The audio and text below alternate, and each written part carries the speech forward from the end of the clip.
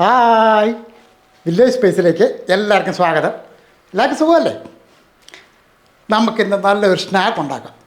ഒരുപാട് ഐറ്റങ്ങളൊന്നും ഇല്ലാതെ വളരെ സിമ്പിളായിട്ട്. പിന്നെ വേറെ കാര്യമുണ്ട്, ഇപ്പോൾ സ്കൂളൊക്കെ അടച്ചിരിക്കുന്ന സമയമല്ലേ, കുട്ടികളൊക്കെ വീട്ടിൽ ഇഷ്ടം പോലെ ഉണ്ട്, അവിടെ ഇവിടെ എല്ലാം കളിച്ച് നടക്കുക. അപ്പോൾ അതുങ്ങൾ കളിയെല്ലാം കഴിഞ്ഞിട്ട് വരുമ്പോൾ ചോദിക്കും, ഒന്നുമില്ല തിന്നാന്ന് ചോദിക്കും അല്ലേ. അപ്പോൾ അവർക്കൊക്കെ കൊടുക്കാൻ പറ്റിയ നല്ലൊരു സാധനമാണ് ഇന്ന് ചെയ്യുന്നത്. അപ്പോൾ സമയം കിടാതെ എങ്ങനെയാണ് അത് ചെയ്തതെന്ന് നോക്കാം.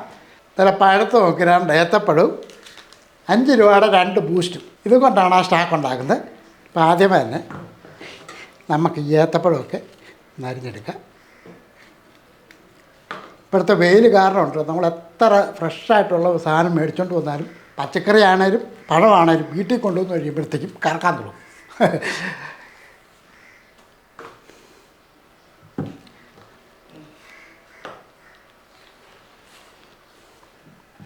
ഇപ്പം ഇതേപോലെ ഒരു മീഡിയം രീതിയിലുള്ള 2 ഏത്തപ്പഴം അതങ്ങോട്ട് അരിഞ്ഞങ്ങോട്ട് എടുക്കും.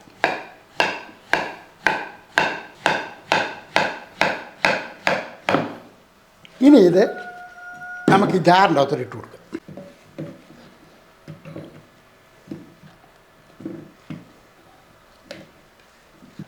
ഏത്തപ്പഴത്തിന് 5 രൂപയുടെ ബൂസ്റ്റ് ചേർത്താൽ മതി. ഇപ്പോൾ 2 എണ്ണം ഉണ്ട്, അതുകൊണ്ട് 2 പാക്കറ്റാണ് ഞാൻ ഇതിനകത്ത് ചേർക്കുന്നത്. അതുകൊണ്ട് കാരണം ഈ ബൂസ്റ്റൊക്കെ ഇടുമ്പോഴത്തേക്കുണ്ടല്ലോ പിള്ളേർക്കൊക്കെ വലിയ ഇഷ്ടമാണ്. ചുമതാണേലും ബൂസ്റ്റൊക്കെ തിന്നുകൊണ്ട് നടക്കുന്നതാണ്. അപ്പോൾ ബൂസ്റ്റ് ഇട്ടതിന് ശേഷം നമുക്ക് മധുരം ഉണ്ടെങ്കിലേ പിള്ളേരൊക്കെ കഴിക്കത്തുള്ളൂ അല്ലേ. അപ്പോൾ ഒരല്പം പഞ്ചസാരയും കൂടെ ഇതിൻ്റെ കൂട്ടത്തിൽ ചേർക്കാം. 1 ടേബിൾ സ്പൂൺ പഞ്ചസാര. ഇപ്പം മധുരം പോരായിരിക്കുമല്ലോ തോന്നുന്നുണ്ടെങ്കിൽ അല്പം കൂടെ പഞ്ചസാര ചേർത്തോണം. പഞ്ചസാരയും കൂടെ ചേർത്തതിന് ശേഷം നമുക്കിത് നല്ലപോലെ അരച്ചെടുക്കണം. ഇപ്പം ഞാൻ വെള്ളം ഒഴിച്ചിട്ടില്ല.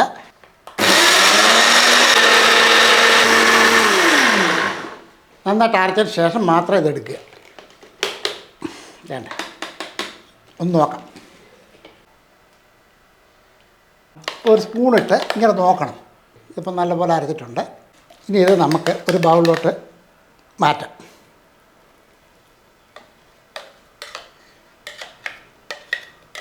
അപ്പോൾ ബൂസ്റ്റ് പഴമൊക്കെ ഇതുപോലെ നല്ലപോലെ അരച്ച് വെച്ചതിന് ശേഷം നമുക്ക് കുറച്ച് മൈദ അങ്ങോട്ട് ഇട്ട് കൊടുക്കാം. അപ്പോൾ മൈദയ്ക്ക് പകരം ഗോതമ്പ് പൊടി വേണമെങ്കിൽ ചേർക്കാവുന്നതാണ് കേട്ടോ. മൈദ ആകുമ്പോൾ കുറച്ചുകൂടെ നല്ല സോഫ്റ്റായിട്ട് കിട്ടും, അതുകൊണ്ടാണ് ഞാൻ മൈദ ചേർക്കുന്നത്. ഇപ്പം നമ്മൾ ഒരു 3 ടേബിൾ സ്പൂൺ അളവിൽ മൈദ അങ്ങോട്ട് ഇട്ട് കൊടുക്കാം. ഇതിപ്പോൾ മൈദ പോരാഴിക വല്ലതും ഉണ്ടെങ്കിൽ അല്പം കൂടെ പിന്നീട് ചേർക്കാവുന്നതാണ്. ഒരല്പം തേങ്ങാപ്പീരയും കൂടെ അങ്ങോട്ട് ഇട്ട് കൊടുക്കാം. ഒരു 2 ടേബിൾ സ്പൂൺ തേങ്ങാപ്പീര അതും അങ്ങോട്ട് ഇട്ട് കൊടുക്കും. 1/2 ടീസ്പൂൺ അളവിൽ ഏലക്കാപ്പൊടി. കാരണം ഇത് ഇച്ചിരി ഏലക്കായ് ഒക്കെ ചേർക്കുമ്പോൾ നല്ല ടേസ്റ്റ് കിട്ടും കേട്ടോ.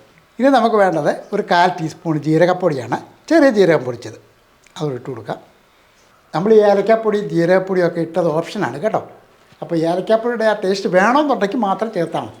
ഇനി നമുക്ക് കുറച്ച് വറുത്ത കപ്പലണ്ടി ഒന്ന് ഒടിച്ചൊക്കെ അങ്ങ് ഇട്ടിരിക്കുന്നതാണ്, അതും അങ്ങോട്ട് ഇട്ട് കൊടുക്കുക. ഇതൊക്കെ എത്ര വേണേൽ ചേർക്കാവുന്നതാണ് കേട്ടോ. ഇതൊക്കെ ഒരു കഴിക്കുമ്പോഴത്തേക്ക് ഒരു കടി പോലെ കിട്ടാൻ വേണ്ടിയാണ് ഞാനിത് ചേർക്കുന്നത്.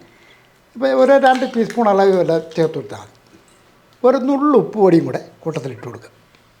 മതി. ഇനി ഇത് നല്ലപോലെ ഒന്ന് മിക്സ് ചെയ്തെടുക്കുക. ആദ്യമേ നമുക്ക് സ്പൂൺ കൊണ്ട് വല്ലതും ഒന്ന് ഇളക്കിയെടുക്കുക.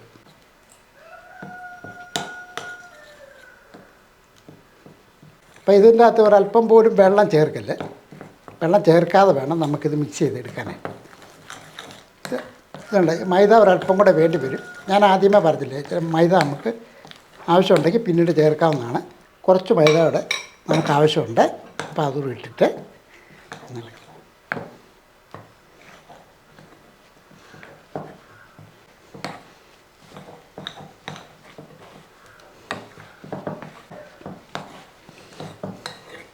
നല്ലപോലെ ഒന്ന് ഇളക്കി കൊടുത്തിട്ട് ഇനി നമുക്കിത് കൈകൊണ്ട് തന്നെ ഒന്നുകൂടെ കുഴച്ചെടുക്കണം കേട്ടോ. ഒരല്പം ഓയിൽ കയ്യിലോട്ട് തൂത്തിട്ട് ഇത് നമുക്ക് കൈകൊണ്ട് തന്നെ ഒന്ന് പിടിച്ച് റെഡിയാക്കിയെടുക്കണം.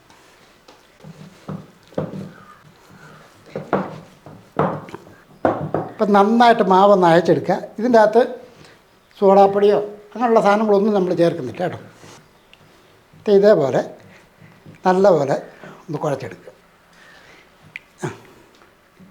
ഒരു 10 മിനിറ്റ് ഒന്നിരിക്കട്ടെ. ഇപ്പോൾ ഏകദേശം ഒരു 10 മിനിറ്റ് ആയിട്ടുണ്ട്. ഇനി മധുരവോ അതുപോലെ ഏലക്കാടയൊക്കെ കൂടുതൽ വേണമെന്നുണ്ടെങ്കിൽ അതനുസരിച്ച് ചേർക്കണ്ട കേട്ടോ. കാരണം ഇത് റെഡിയാക്കി കഴിഞ്ഞാൽ പിന്നെ അതൊന്നും ചേർക്കാൻ പറ്റില്ല. അതുകൊണ്ടാണ് ഇതൊക്കെ നോക്കിയതിന് ശേഷം വേണം അത് റെഡിയാക്കി. ആദ്യം തന്നെ ഒരല്പം ഓയിലെടുത്ത് കയ്യിലോട്ട് ഇങ്ങനെ അങ്ങോട്ട് തൂത്ത് കൊടുക്കുക. ഒട്ടിപ്പിടിക്കാതിരിക്കാൻ വേണ്ടിയാണ് കേട്ടോ.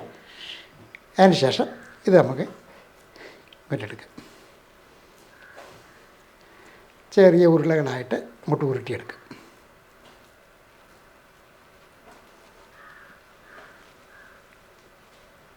ഇതേപോലെ ചെറിയ ഉരുളകളായിട്ട്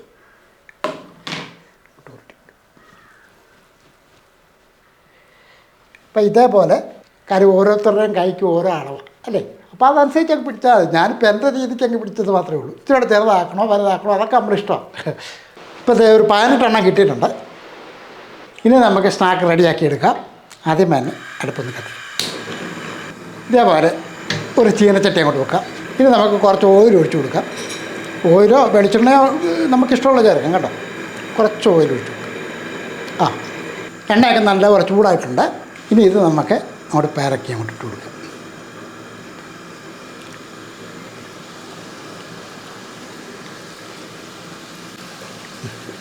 കുറേശ്ശെ ഇട്ട് വേണം അത് വറുത്തെടുക്കാനായിട്ട്.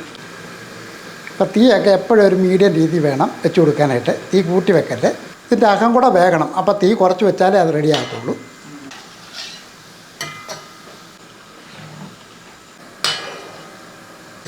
ഒന്ന് ഇളക്കി. അപ്പോൾ ഇതാണ് കോര. ഈ ഒരു രീതിയിൽ ഒന്ന് മുരിഞ്ഞ് വരുമ്പോഴത്തേക്കും കോരിയിടും. നമ്മളറിയത്തില്ല, നമ്മുടെ നാട്ടിലൊക്കെ കിട്ടുന്ന ബോണ്ടയില്ലേ, ആ ഒരു പരുവത്തിൻ്റെ ആ ഒരു കളറാകുമ്പോഴത്തേക്കും അത് കോരിങ്ങിടും. ഇനി നമുക്ക് ബാക്കിയുടെ അതേ രീതിയിൽ ഒന്ന് റെഡിയാക്കിയെടുക്കാം. അപ്പോൾ നമ്മൾ കുറേശ്ശെ ഇട്ടാണ് അത് വറുത്തെടുക്കുന്നത്. ഇപ്പോൾ രണ്ടാമത്തെ ഇതേപോലെ റെഡിയായിട്ടുണ്ട്. അതിൽ കോരിയെടുക്കാം. എണ്ണ ഒന്ന് നിർത്തി കോരി അങ്ങോട്ടിടും. ഇപ്പോൾ എണ്ണയൊക്കെ കൂടുതലുണ്ടെങ്കിൽ വലിയ ചട്ടിക്കകത്തിട്ട് ഒറ്റ ട്രിപ്പിൽ വറുത്തെടുക്കാനേ ഉള്ളൂ. പക്ഷേ അതുപോലല്ലോ നമ്മുടെ വീട്ടിലൊക്കെ ചെയ്യുമ്പോഴത്തേക്കും കുറേശ്ശെയൊക്കെ ഇട്ടല്ലേ ചെയ്യുന്നത്. ഇപ്പം നമ്മൾ ലാസ്റ്റത്തെയാണ്. അതുകൊണ്ട് റെഡി ആയതിനു ശേഷം അടുപ്പങ്ങ് നിർത്താം. എണ്ണയൊക്കെ അങ്ങ് നിർത്തി അങ്ങോട്ട് പോകും. നമ്മൾ പ്രത്യേകിച്ച് മലയാളികൾ ഒട്ടുമിക്ക ആൾക്കാരും എണ്ണപ്പലഹാരം കഴിക്കും. അതൊരു സത്യമായ കാര്യം തന്നെ. കാര്യം ചെറിയ തട്ടുകടയിലും 4 മണിക്കൊക്കെ ചെന്ന് കഴിഞ്ഞാൽ എല്ലാവരും എണ്ണപ്പലഹാരം കഴിക്കും. അപ്പോൾ എണ്ണപ്പലഹാരം ഇഷ്ടപ്പെടുന്ന ഒത്തിരി പേരുണ്ട്. അതൊരു സത്യമായ കാര്യം തന്നെയാണ്. പിന്നെ വേറെ കാര്യമുണ്ട്, എണ്ണപ്പലഹാരങ്ങൾ ഇതുപോലത്തെ പലഹാരങ്ങളൊക്കെ ഉണ്ടാക്കുമ്പോൾ ഒരുപാട് സമയമെടുക്കും. പക്ഷേ ഇത് അത്ര സമയമൊന്നുമില്ല. വളരെ സിമ്പിളാണ്. നിങ്ങൾ കണ്ടില്ല. ഏതായാലും ഇച്ചിരി കടുങ്കാപ്പിയൊക്കെ വെച്ച് ഇത് കഴിക്കാം. നീരുന്ന കൊണ്ട് കഴിക്കാം അല്ല.